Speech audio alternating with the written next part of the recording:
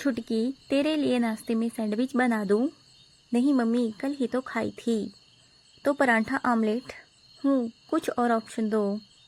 तो खुद ही बता दे तुझे क्या खाना है।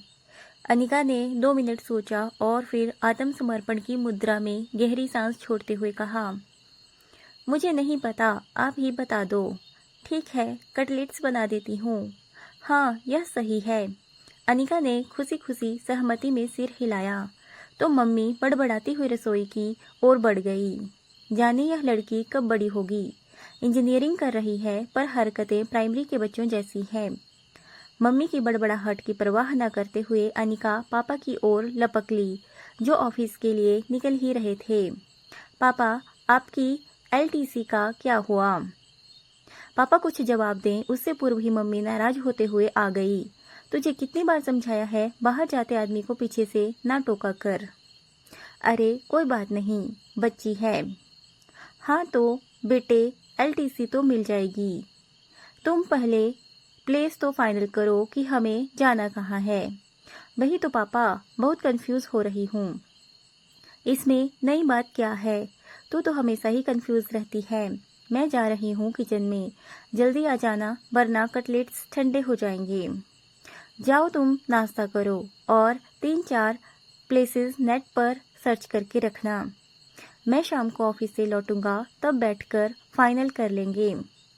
अनिका नाश्ता करने लगी तो मम्मी अपनी बहन से फोन पर बात करने में व्यस्त हो गई। हो आए तुम लोग, कैसी रही ट्रिप? अरे कहाँ, हमारा तो अभी प्लेस ही फाइनल नहीं हुआ। यह छुटकी कुछ डिसाइड ही कहाँ कर पाती है।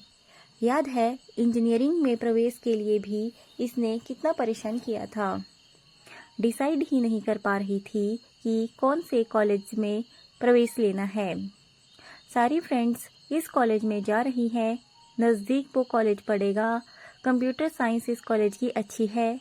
आखिर हमें ही 2-4 अनुभवी लोगों से पूछकर यहीं का एक कॉलेज फाइनल करना पड़ा था। जाने क्या होगा इस लड़की का। शुक्र है अनिका ने ईयरफोन लगा रखे थे, इसलिए उसे दोनों बहनों की वार्तालाप सुनाई नहीं दी, वरना माँ बेटी के बीच वाक युद्ध फिर से आरंभ हो जाता। अनिका की इंजीनियरिंग अब लगभग पूरी हो चुकी थी। कॉलेज में कैंपस इंटरव्यू के लिए नामचीन कंपनियां आनी आरंभ हो गई थी। प्रतिभाशाली अनिका का 3 कंपनियों में सिलेक्शन हो गया था। तीनों बराबर ही पैकेज दे रही थी, पर समस्या फिर वही थी, किसी एक के चयन की। अनिका को जो कंपनी पसंद आ रही थी वह 5 साल का बॉन्ड भरवा रही थी। दूसरी कंपनी में उसे भविष्य के लिए अच्छा स्कोप नहीं दिख रहा था। तीसरी स्टार्टअप कंपनी थी जिसका अभी ज़्यादा नाम नहीं था। काफ़ी पूछताछ और तीनों कंपनियों के बारे में आवश्यक जानकारी जुटाकर आखिरकार यह निर्णय भी जल्दी ही लेना पड़ा। मम्मी तब भी बहुत झुंझलाई थी। सब बच्चों ने हाथों हाथ निर्णय ले लिया कि उन्हें कौन सी कंपनी ज्वाइन करनी है। बस एक यही निर्णय नहीं ले पाती। इससे तो वे बच्चे ज़्यादा अच्छे रहे जिनका एक ही कंपनी में सिलेक्शन हुआ। सोचने विचारने में वक्त नहीं बर्बाद करना पड़ा। शीघ्र ही अनिका को पोस्टिंग भी मिल गई और उसने नई नौकरी ज्वाइन कर ली। अनिका के जाते ही चहचहाता घर सूना सूना हो गया था। मम्मी को लगने लगा था कि उनके पास कुछ काम ही नहीं है। अनिका के लिए कुछ बनाना खिलाना इतना बड़ा काम नहीं था जितना कि डिसाइड करना। अब वहाँ कैसे क्या करती होगी। यह लड़की सिर्फ उम्र में बड़ी हो रही है, अकल में तो अभी भी बच्ची ही है। और सबसे बड़ी बात, खुद कुछ निर्णय लेने का आत्मविश्वास अभी नहीं आया है इसमें। मम्मी जब भी अपनी चिंता पापा के सामने जाहिर करती, पापा धैर्य बांधाने लगते। समय के साथ सब ठीक हो जाएगा। कोई भी बच्चा माँ के पेट से सब सीख कर नहीं आता। वक्त और अनुभव सब सिखा देता है। दोनों के मध्य वार्तालाप चल ही रही थी कि मम्मी के व्हाट्सएप पर अनिका का मैसेज आ गया। 3 इमेजेस भेजी थी, साथ में टेक्स्ट था, मॉल में हूँ, इन टॉप्स में कौन सा लूँ? लो देखो, मैं गलत नहीं कहती हूँ, नौकरी करने लगी है, पर इस लड़की का हाल अब भी वही है। अपने लिए कपड़े तक खुद सिलेक्ट नहीं कर सकती और आप कहते हैं चिंता मत करो, सब ठीक हो जाएगा। अरे कब ठीक हो जाएगा, देख लेना, एक दिन ऐसे ही व्हाट्सएप पर 3 लड़कों के फोटो आएंगे। यह पहले वाला दिखने में सबसे अच्छा है, दूसरा सबसे ज़्यादा क्वालिफाइड है और तीसरा सबसे ज़्यादा पैकेज वाला है। अब समझ नहीं आ रहा शादी किससे करूं। तभी अनिका का कॉल आ गया। मम्मी, इमेजेस देख ली है ना, तो फिर जल्दी फाइनल करो, कौन सा लूं? क्या छुटकी, तू अपने लिए कपड़े भी सिलेक्ट नहीं कर सकती? अब इतने सारे कपड़ों में से ये 3 टॉप्स मैंने ही तो सिलेक्ट किए हैं। देखो, यह पिंक वाला, इसका कलर बहुत प्यारा है। मैंने तीनों की ट्रायल ले ली है। वो दूसरा स्लीवलेस वाला, इसकी फिटिंग बहुत अच्छी है, पर मैं सोच रही हूँ कि यह तीसरा ब्लू वाला ले लूँ। पिछले वीक जो 2 नई जीन्स ली थी ना, उन पर यह जम जाएगा। ठीक है, फिर ब्लू ही ले ले। अब मैं चाय बनाने जा रही हूँ, तेरे पापा से बात कर ले। मम्मी गुस्से में बड़बड़ाती हुई रसोई की ओर बढ़ गई। क्या हुआ मम्मी को? अभी तेरी ही बातें हो रही थी। अच्छा सुन, अभी मम्मी क्या कह रही थी तेरे लिए? बाप बेटी की फुसफुसाहट देर तक चलती रही और साथ ही दबी दबी हंसी भी गूंजती रही। मम्मी रसोई से झांक झांक कर देखती रही और उबलती चाय के साथ साथ खुद भी कुटती रही। बातचीत समाप्त होने तक चाय की ट्रे आ चुकी थी। आप भी ना बच्चों के साथ बच्चे बन जाते हैं। मान गई ना तुम भी कि वह अभी बच्ची है? माना हमारे लिए बच्ची है और हमेशा बच्ची ही रहेगी, लेकिन जमाने के लिए तो बड़ी हो गई है। इसीलिए जमाना देखते हुए अब उसे गंभीर और आत्मविश्वासी हो जाना चाहिए। वह गंभीर थी, इसीलिए तो मैं उसे हंसाने का प्रयास कर रहा था। उसकी कंपनी जल्दी ही कर्मचारियों की छंटनी करने वाली है। क्यों, इसे तो नहीं निकाल रही ना? मम्मी एकदम चिंतित हो उठी थी। यद्यपि इस बार चिंता का कारण दूसरा था।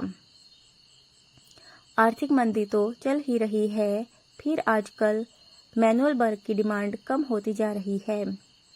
सारा काम कंप्यूटराइज्ड हो रहा है, तो कर्मचारियों की छंटनी तो करनी ही पड़ेगी ना।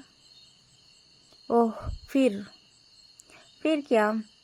दूसरी जॉब ढूंढ रही है। मिल जाएगी। वैसे तो उसकी कर्मठता को देखते हुए उसे वहाँ भी कोई खतरा नहीं है, पर 2 साल हो गए हैं तो वह खुद ही चेंज करना चाहती है। खुद ही ढूंढ रही है।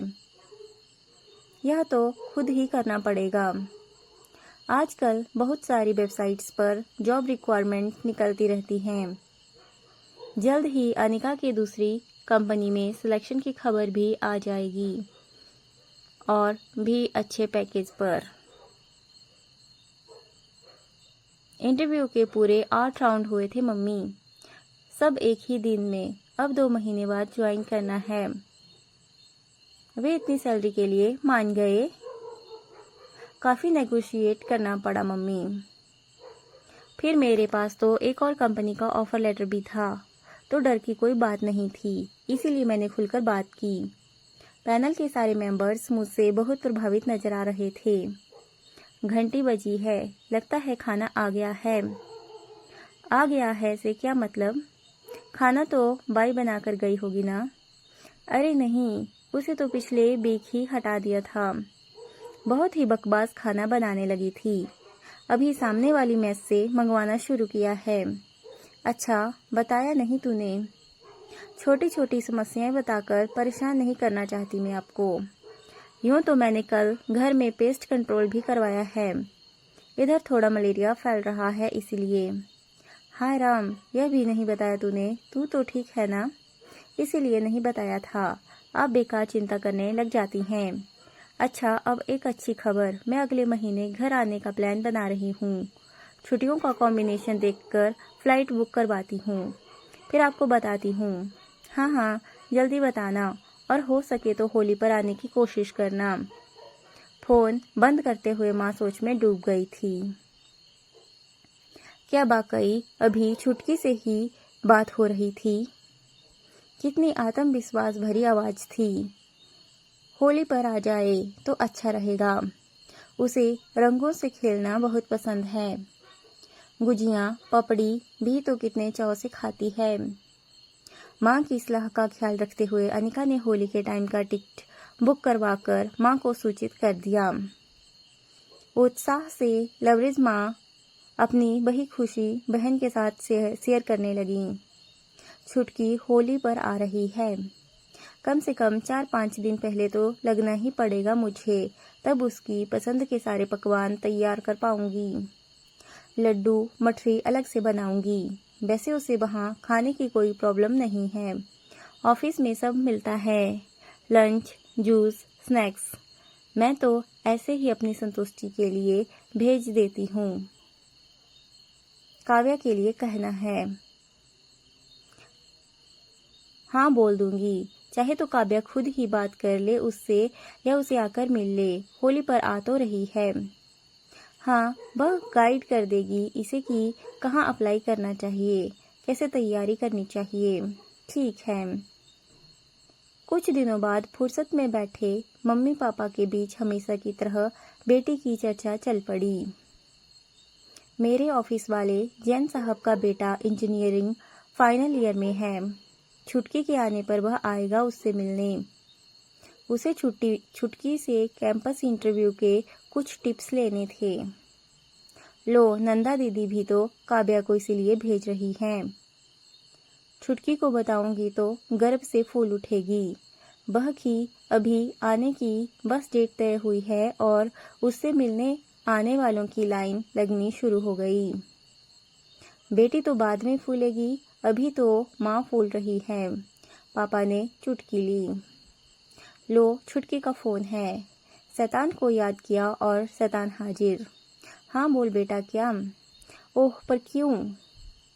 देख ले जैसा तू ठीक समझे। अब मैं क्या बताऊं? ठीक है। पापा ने निराशा में फोन बंद कर दिया। क्या हुआ जी? छुटकी ने टिकट करवा ली थी, पर अब उसे छुट्टी नहीं मिल रही है। कह रही है पहले तो हाँ कर रहे थे कि दे देंगे, अब कह रहे हैं अगले वीक चली जाना, अभी काम बहुत है, सारा तो तुम ही संभालती हो। यह क्या बात हुई? कोई काम संभाले तो उसे रिवार्ड देना चाहिए या छुट्टी रोककर पनिशमेंट। अब वह क्या करेगी? कह रही है आप चिंता मत करो, मैं देख लूंगी, 1-2 दिन बाद फिर बात करती हूँ, नहीं तो अगले वीक आ जाऊंगी। यह क्या बात हुई जी? होली तो अभी है। मैंने उसकी पसंद के सब पकवान भी बनाने आरंभ कर दिए हैं। अब टिकट कैंसिल करवाना पड़ेगा क्या? माँ की चिंता कम होने का नाम ही नहीं ले रही थी। वह कह रही है तो कर लेगी मैनेज। प्राइवेट जॉब में ये सब नॉर्मल बातें होती हैं। हमारे परेशान होने से कुछ नहीं होगा। पापा के समझाने के बाद भी माँ की चिंता कहाँ कम होने वाली थी। पूरे दिन उनका काम में मन नहीं लगा। ताज़ा गुजियाँ तैयार करनी थी, पर माँ ने मावा आदि उठाकर फ्रिज में रख दिया। जिसके लिए बना रही थी वही नहीं आ रही। अब आएगी तब देखेंगे, पर अगले ही दिन सब फ्रिज से निकालना पड़ा। अनिका का फ़ोन आ गया था। मेरी छुट्टी अप्रूव हो गई है। कल देर तक बैठकर मैंने सारा काम एडवांस में ही निपटा दिया था। बॉस काफ़ी खुश हैं। मुझे एक नए प्रोजेक्ट की जिम्मेदारी भी दे रहे हैं। उस दिन माँ को सांस लेने की भी फुर्सत नहीं थी। ढेर सारी गुजियाँ बनाई। अब इतने लोग अनिका से मिलने भी तो आएंगे। 2 तरह के शक्करपारे भी तैयार कर लिए। शाम को अनिका के पापा आए, तब कहीं जाकर उनके साथ फुर्सत से चाय का कप लेकर बैठने का मौका मिला। तब ही मोबाइल भी चेक किया तो चौंक उठी। अरे, छुटकी ने व्हाट्सएप पर ये किन 3 लड़कों के फ़ोटो भेजे हैं। देखिए तो कौन है ये? मम्मी का चाय का कप हाथ में ही रह गया था। अब मुझे क्या पता तुम माँ बेटी के बीच क्या खिचड़ी पकती रहती है, पूछ लो उसी से। वैसे देखो शायद आगे कुछ लिखा भी हो। हाँ देखती हूँ। हाँ यह रहा मम्मी, ये तीनों मेरे नए प्रोजेक्ट के टीममेट हैं, मुझे असिस्ट करेंगे। ये बात है। तो तुम क्या समझी थी? पापा दबी दबी हंसी हंस रहे थे। अच्छा तो ये तुम दोनों की मिली भगत है, माँ ने गुस्सा दिखाते हुए कहा और उसके होठों पर मुस्कान थी।